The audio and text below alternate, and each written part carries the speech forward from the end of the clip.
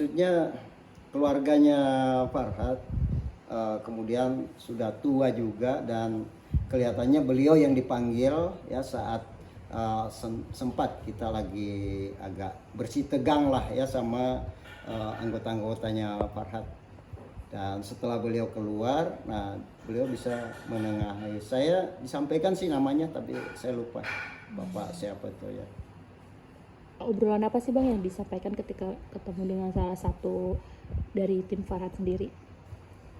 Iya, itu aja bahwa surat kami itu kan surat instruksi, teguran keras untuk Bang Farhat Abbas, CS, ya Ibu Elsa Sarif, agar segera menjadwalkan mediasi untuk terkait dengan pernyataan dari lawyernya Ibu Elsa menyatakan bahwa mengakui 33 miliar gitu. Nah, kalau misalkan memang ada 33 M itu, nah inilah yang kami minta segera diklarifikasi, ya segera dibalikin lah gitu ya.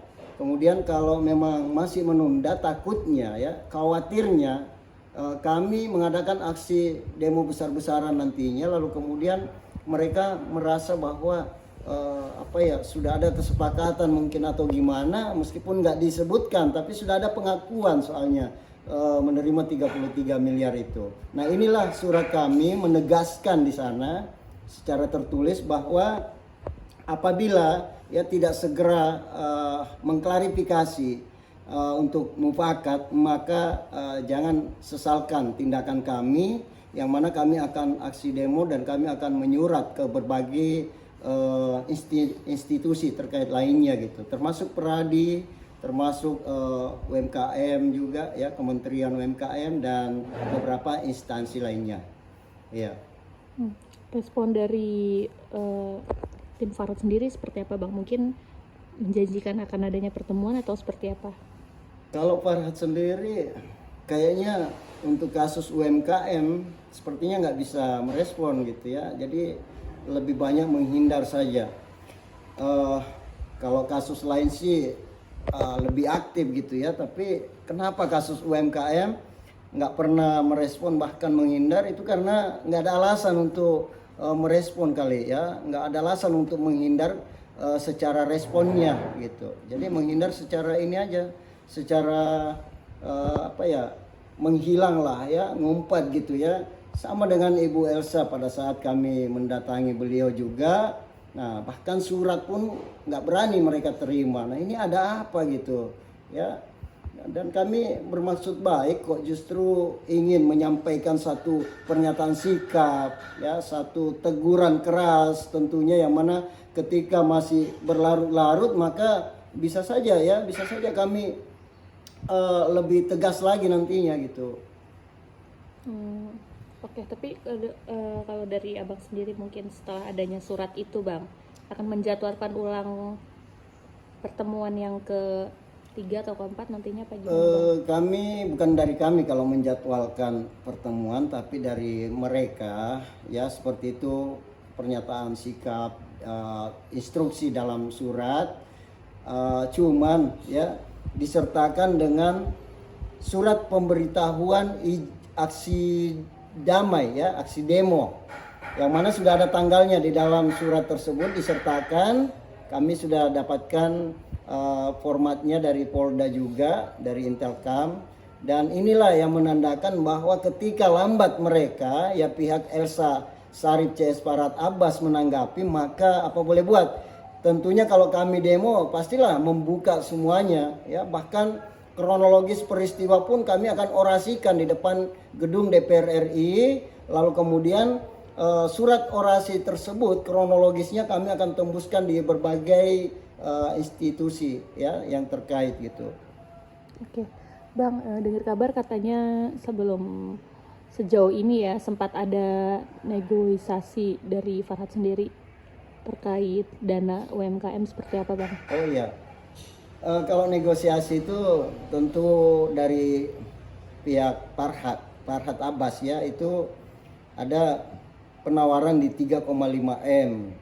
Cuman waktu itu, ini untuk UMKM nih ya, cuman waktu itu saya nggak bisa memperpanjang untuk komunikasi karena masih pihaknya, artinya bukan Farhat langsung gitu. Meskipun meyakinkan bahwa A1 Farhat mau selesaikan untuk UMKM dulu, ya, yang mana kalau nilai seperti itu juga tentu saya nggak bisa memutuskan kecuali kalau teman-teman pada ngumpul semua lalu kemudian bisa menerima, ya mungkin dengan cara angsur atau gimana, ya nggak ada masalah juga, kami terbuka kok. Cuman ya kami sayangkan kalau berlarut-larut ketika CEO UMKM, CEO Mimiles dalam hal ini, ya dalam hal ini Pak Sanjay yang bertindak lanjut untuk meng-LP kan, maka itu bukan lagi nilai, ya nilai yang bisa dinegosiasikan, tentu nilai totalnya di 55. Seperti kemarin Bang Tio dari lawyer Ibu Elsa Sarip mengakui 33, ya maka kami menyatakan bahwa ya udah 33 itu aja yang kita ceritakan lah. Kalau memang ada fee lawyer di situ, sebagaimana Pak Sanjay juga mengetahui bahwa ada rencana anggaran biaya, ya untuk fee lawyer di 16M, ya udah dikurangi aja 16M dari 33 itu kan masih bisa tuh, masih cukup lah kami bagi-bagi untuk teman-teman UMKM yang memang dananya tersalurkan waktu itu, yang mungkin nggak sampai 100% pun kembali ke mereka ini karena orang banyak, ya nggak masalah juga, yang penting ada untuk melanjutkan usaha-usaha perdagangan mereka, ya bersama teman-teman gitu. Ada berapa kali mungkin dari Bang Farhat menawarkan untuk negosiasi terkait dana itu, Bang? Kalau Farhat sendiri memang dari awal saya sempat tawar-menawar dari 15M di awalnya, kemudian turun ke 10, kemudian ada lagi negosiasi dianggap sebagai fee-nya dia karena ada katanya timnya yang lanjut ke Ibu Elsa, itu dikurangi lagi 30%, berarti 7M. Ya, itu mungkin teknik Farhat waktu itu supaya terkesan bahwa Farhat ini nggak ada keterlibatan di dana titipan tersebut, ya. Jadi saya mengiyakan aja bahwa silakan dikurangi lagi 30%, berarti 7M. Lalu kemudian itu berlarut-larut lagi tuh, ya, sampai berbulan-bulan nggak terasa waktu, akhirnya apa boleh buat kami harus teriakkan, ya sampai sekarang ini kita bersama-sama para teman-teman dari kelompok UMKM terus ya berusaha untuk ikhtiar gitu, ya. Berarti Farhat sendiri menerima dari 55M itu berapa, Bang, yang dia terima? Masalah nerimanya memang kalau dari info dari pihak Ibu Elsa Sarip sendiri mengatakan bahwa dana di rekeningnya hanya sekedar numpang lewat katanya. Ya, ada Farhat Abbas yang datang, bahkan disebutkan bersama oknum inisial G. Saya cuma bahasa inisial G, ya. Beliau sebutkan namanya kok. Ya, bersama dengan Farhat Abbas datang mengambil alih dana tersebut. Nah, oleh karena itu seperti yang saya tunjukkan juga waktu mediasi kemarin, ada Bapak Roni Sapulete dan juga mediasi sebelumnya ada Pak Tio, dan saya sampaikan bahwa Anda, ya Pak Roni Sapulete dan Pak Tio pernah mengatakan bahwa Farhat itu yang nakal. Nah, mereka membenarkan, banyak yang lihat kemarin tuh, ya, membenarkan bahwa iya memang kami mengatakan seperti itu. Lalu kami bertanya juga, apa alasan Anda menyatakan seperti itu? Ya, supaya kami bisa jelas gitu. Jangan sampai selama ini hanya melempar informasi aja lalu kemudian ya ternyata nggak seperti itu. Tapi ternyata mereka mengatakan bahwa iya benar seperti itu, tapi nggak bisa dijelaskan gitu. Kalau bagi bagi mereka semua. Makanya kami meminta itikat baiknya Ibu Elsa, ya secara jujur, secara transparan supaya persoalan kisru dana kami ini, dana UMKM, dana orang banyak, dana rakyat kecil, ya, yang mana mereka cuma dananya sedikit-sedikit kali-kali banyak gitu, ya, sehingga terkumpul puluhan miliar rupiah. Marilah, ya Ibu Elsa, ada waktunya, ada itikat baiknya, ya, supaya tidak berlarut-larut persoalan dana ini sampai terkesan bahwa memang sengaja dihilangkan dana ini, dana kami. Seperti itu. Bang, yang menjadi alasan abang tidak menerima tawaran dari Farhat terkait dana yang tadi itu kenapa bang?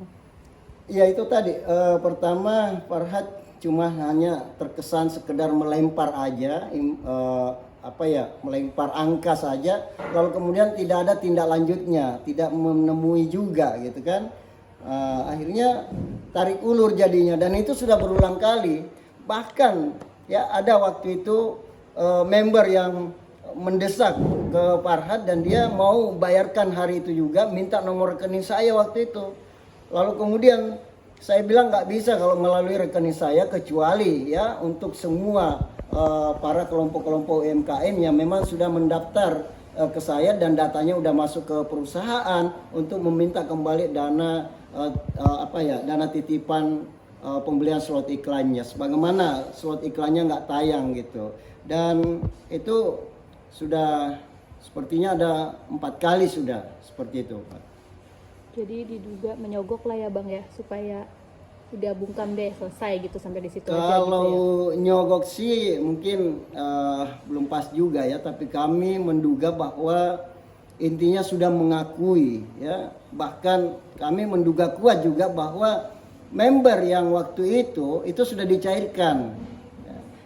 Bahkan Ibu Elsa juga sempat menyatakan bahwa sudah ada 4 kali sebelumnya katanya sudah ada datang ke Ibu Elsa, dan itu hampir setiap datang itu ada yang dikasih 100 jutaan.